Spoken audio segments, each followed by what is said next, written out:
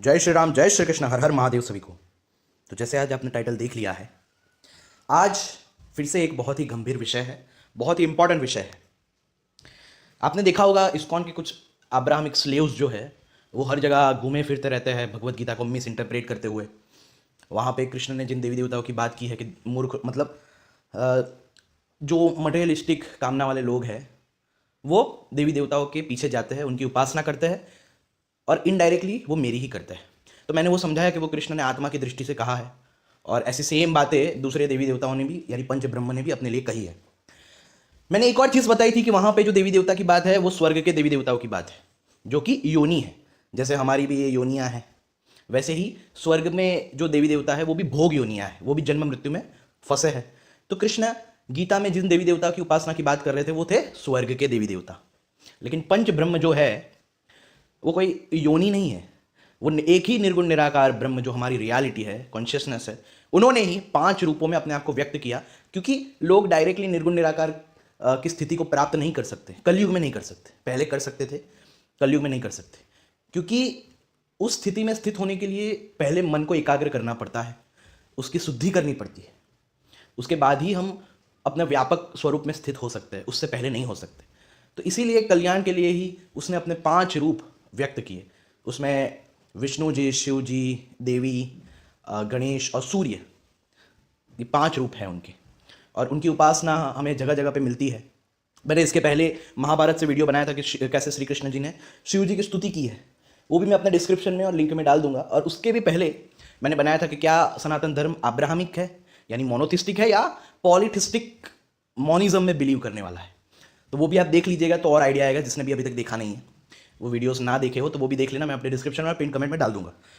तो आज का विषय ये है कि स्वयं श्री कृष्ण ने जब महाभारत का युद्ध जो था वो शुरू होने ही वाला था, स्वयं कृष्ण ने कहा कि तुम माँ दुर्गा की उपासना करो, उनकी स्तुति करो, उन्हें प्रार्थना करो, क्योंकि उनकी कृपा नहीं होगी तब तक तुम विजय को प्राप्त नहीं हो सकोगे। अगर तुम्हें इस युद्ध में जीतना है तो उन्हें प्रार्थना करो। अब सोचो कि अगर हमारा सनातन धर्म अब्राहमिक होता तो कृष्ण ऐसा कहते ही नहीं। क्यों कृष्ण ने खुद इतने सारे देवी देवताओं की स्तुति कराई, मतलब पंच ब्रह्म की, स्वर्ग के देवी देवता नहीं, पंच ब्रह्म जो 5 ब्रह्म है। क्यों कृष्ण ने भी स्वयं उनकी उपासना की? क्यों जितने भी हमारे पौराणिक ऋषि है वो पंच ब्रह्म की उपासना करते हैं, उन्हें परम तत्व के रूप में हर जगह मानते हैं। मैंने आपको बताया था कि सबके लिए स्तुतियाँ है सारे पुराणों में, लेकिन और महाभारत इतिहास इन सब में भी, लेकिन इस्कॉन वाले जानबूझकर अपने सेक्टेरियन ग्रंथों का सहारा लेकर अपना मोनोथिज्म जो है वो प्रूव करने की कोशिश करते हैं और उसमें भी गलत ट्रांसलेशंस करके। ये सब तो आप जानते ही है। तो ये है महाभारत, उसका भीष्म पर्व।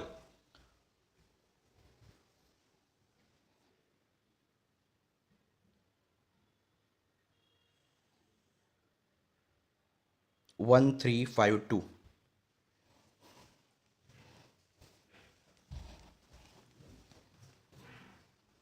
तो अगर वहां पे जब कृष्ण ने गीता में देवी देवताओं का जो जिक्र किया कि देवी देवताओं की उपासना करने वाले इनडायरेक्टली मेरी करते हैं, जो कि सारी गीताओं में सबने अपने लिए बोला ही है, तो यहां पर यह बात आती ही नहीं।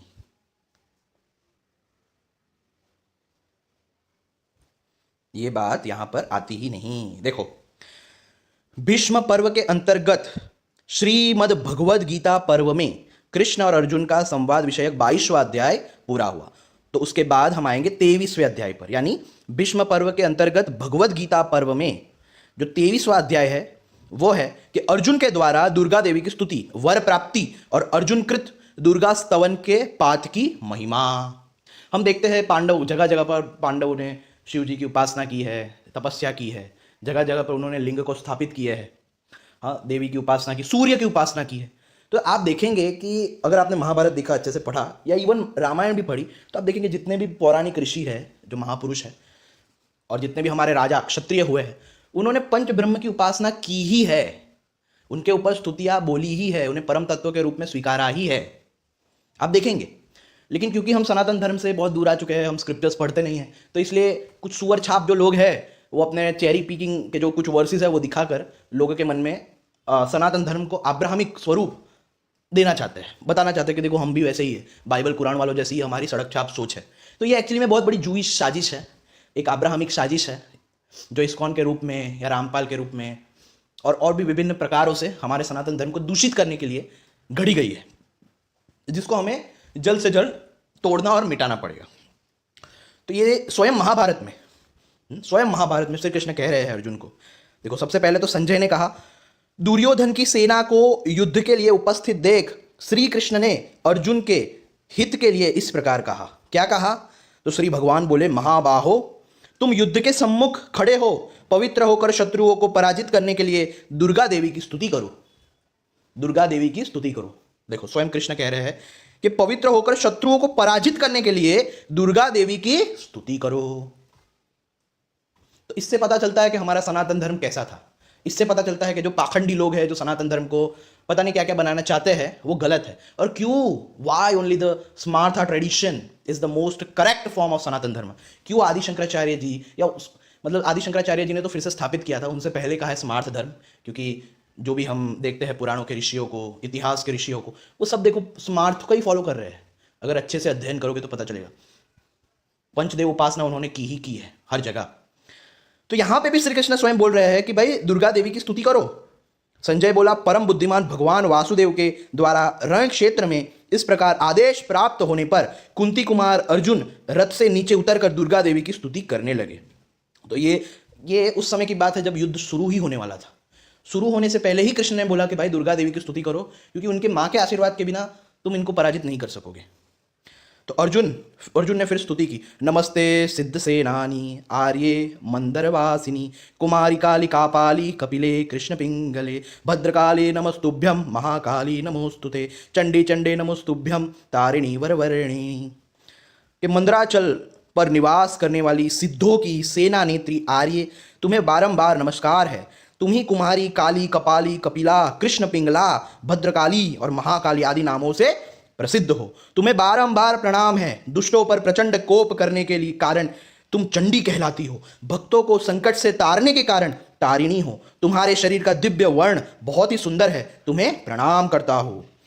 महाभागे, तुम ही पूजनीय कात्यायनी हो और तुम ही विकराल रूप धारिणी काली हो। तुम ही विजया और जया के नाम से विख्यात हो। मोर पंख की तुम्हारी ध्वजा है। नाना प्रकार के आभूषण तुम्हारे अंगों की शोभा बढ़ाते हैं। तुम भयंकर त्रिशूल खड़ग और खेतक आदि आयुधों को धारण करती हो। नंद गोप के वंश में तुमने अवतार लिया था, इसलिए गोपेश्वर श्री कृष्ण की तुम छोटी बहन हो, परंतु गुण और प्रभाव में सर्वश्रेष्ठ हो। महिषासुर का रक्त बहाकर तुम्हें बड़ी प्रसन्नता हुई थी। तुम कुशिक गोत्र में अवतार लेने के कारण कौशिकी नाम से भी प्रसिद्ध हो। तुम पीतांबर धारण करती हो। जब तुम शत्रुओं को देखकर अट्टहास करती हो, उस समय तुम्हारा मुख चक्रवाक के समान उदीप्त हो उठता है। युद्ध तुम्हें बहुत ही प्रिय है, मैं तुम्हें बारंबार प्रणाम करता हूं।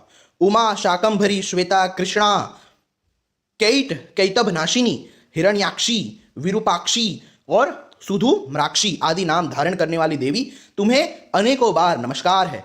तुम वेदों की श्रुति हो।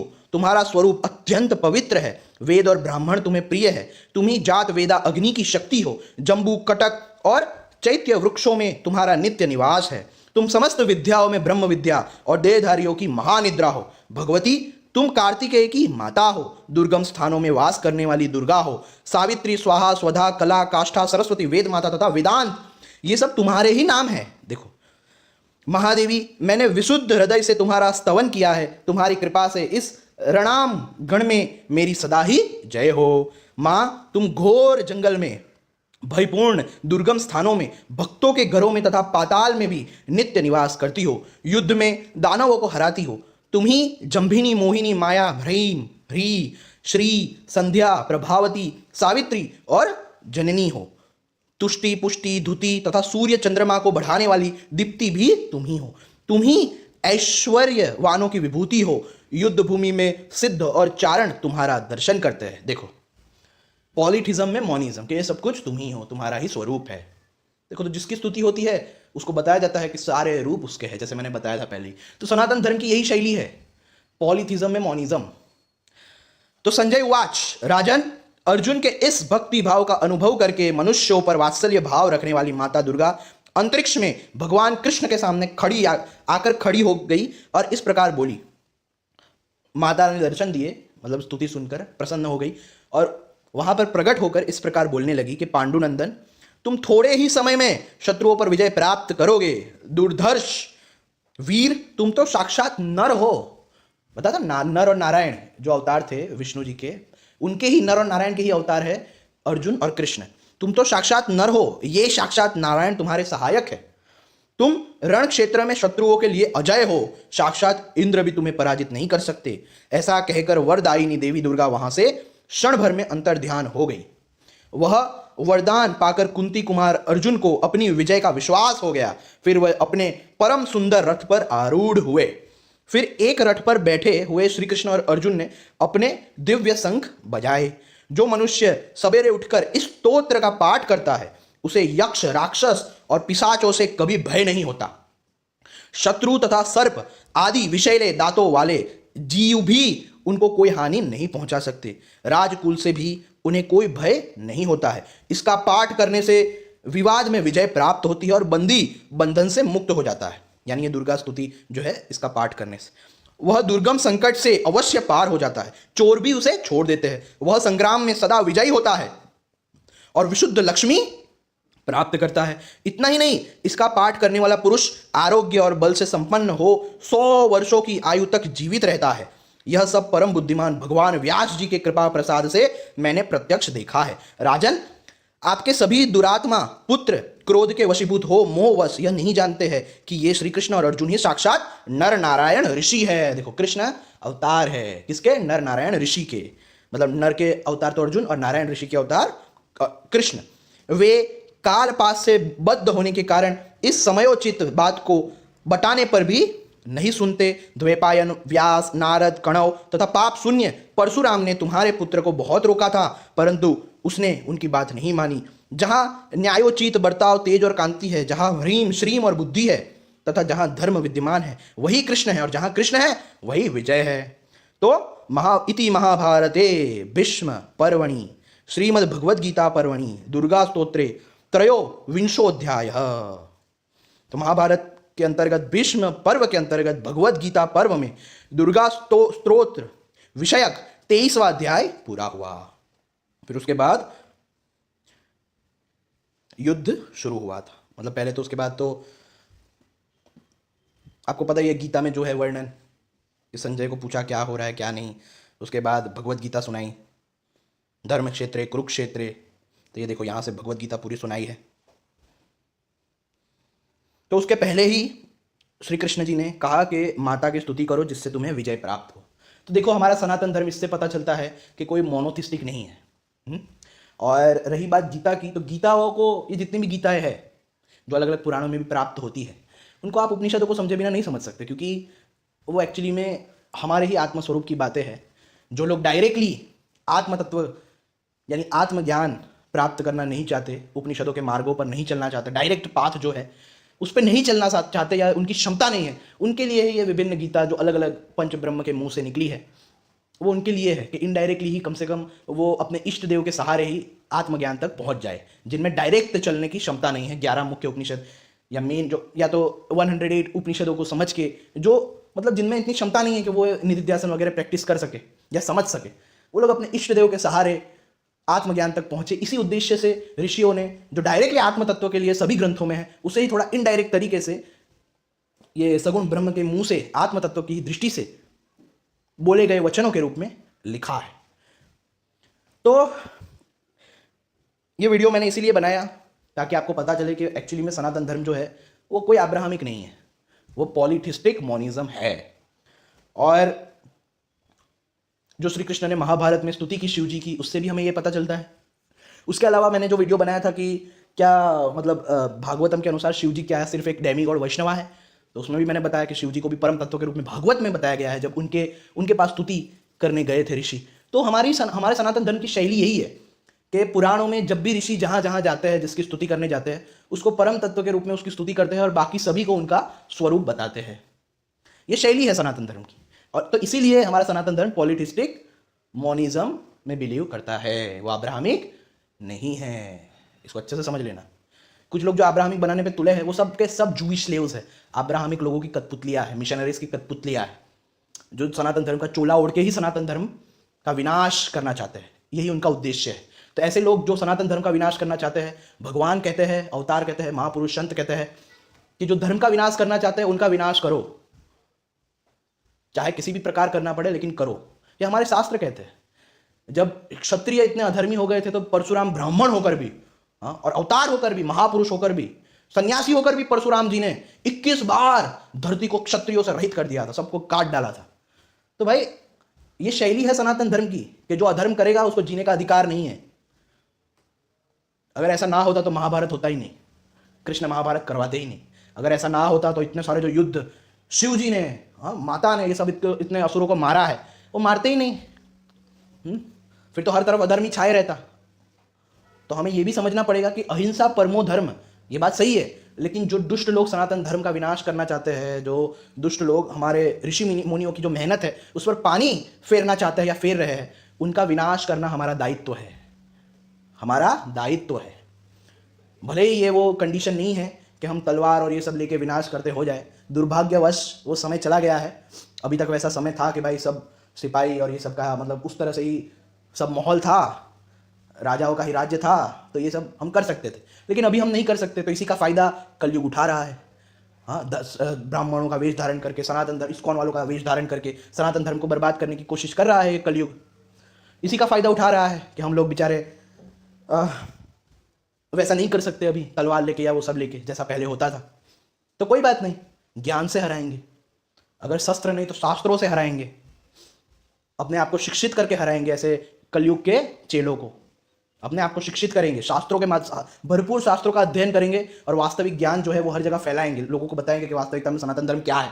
तो अगर हमने लोगों को शास्त्रों से ये सब बताया तो शस्त्र से भी बड़ी जीत शास्त्रों से हुई जा सकती है।